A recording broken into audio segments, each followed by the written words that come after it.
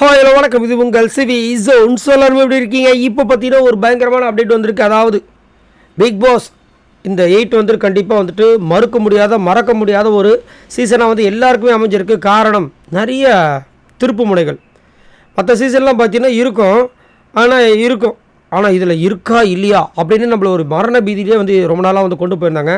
அந்த பணப்பெட்டி இருக்கா இல்லையா அதுலேயும் ஒரு ட்விஸ்ட்டு.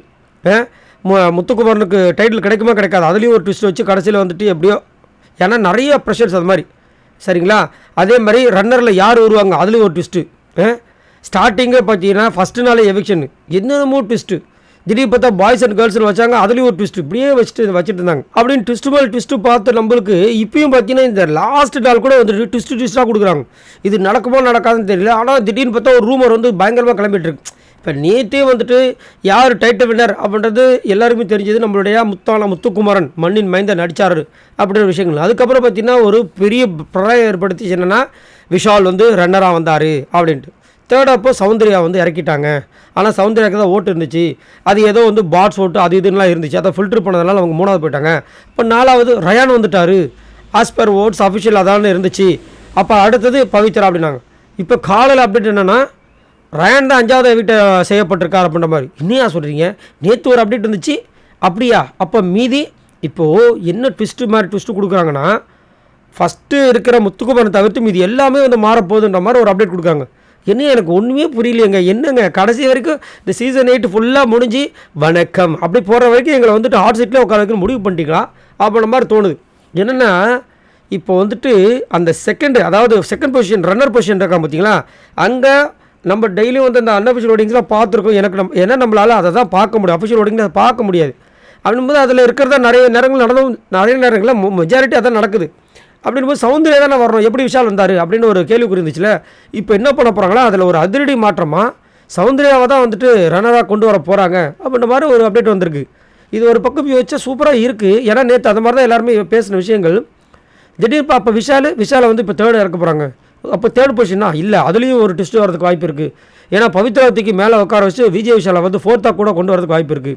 என்னென்னா நீங்கள் நல்லா நோட் பண்ணிங்கன்னா நேற்றே இந்த எபிசோடெலாம் முடிஞ்சது வச்சுக்கோங்களேன். நேற்று ஆஸ் பர் பிளான் கரெக்டாக போயிருக்கும்.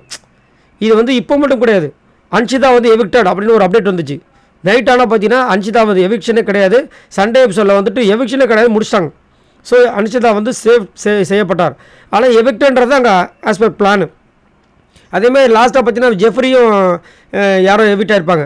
அப்போ ஜெஃப்ரி தான் ஆக்சுவலாக வந்துட்டு 2வது நாள் எவிக்ட் ஆகிறது அன்ஷிதா. கரெக்டு, அன்ஷிதா ஃபஸ்ட் நாள் எவிக்ட் ஆகுது. ஆனால் அப்படியே வந்து சடனாக வந்து பிளானை என்ன பண்ணுவாங்க, சேஞ்ச் பண்ணுவாங்க. இந்த மாதிரி நிறைய பிளான் நடந்திருக்கு. இப்போ நேற்று வந்து ரன்னராக வந்து விஜய் விஷால் வந்தது வந்துட்டு பெரிய பிரளயத்தை ஏற்படுத்தி பயங்கரமான ஒரு சர்ச்சை ஏற்படுத்தியிருக்கு. என்ன அவர் கண்டென்ட் கொடுத்தாரு, அவர் லவ் கண்டென்ட் தானே கொடுத்தாரு அப்படி இப்படின்னு சொல்லிட்டு. ஸோ இப்போ என்ன ஆகிடுச்சுன்னா அது வந்து பாதிப்பை ஏற்படுத்திச்சா இல்லை உண்மையிலே வந்து இதை வந்துட்டு வச்சு, ஏன்னா இந்த பிஆர் டீம்ஸ்ன்ற ஒரு விஷயம் இருக்குது பார்த்திங்கன்னா, இல்லாததை இருக்கிற மாதிரியே காட்டுவாங்க. நம்மளே நம்பிடுவோம் ஒருவேளை இருக்குமோ அப்படின்னு. ஆனால் இருந்திருக்காது. அந்த மாதிரி ஒரு ரூமரா இல்லை உண்மையை நடக்க போது தெரியல.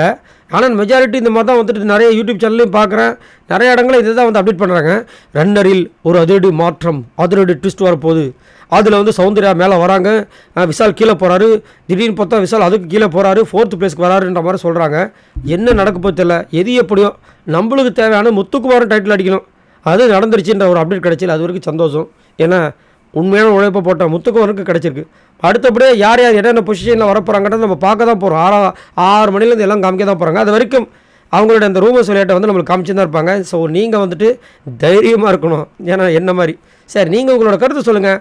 உண்மையிலேயே உங்களுக்கு இந்த டாப் 5ல் முத்துக்குமரன் ஃபஸ்ட்டுனா 2வது 3வது 4வது 5வது யார் வரணும் நீங்கள் நினைக்கிறீங்க? உங்களோட மனசில் இருக்கிற அந்த வரிசையை சொல்லுங்கள். பாய் நண்பர்களே.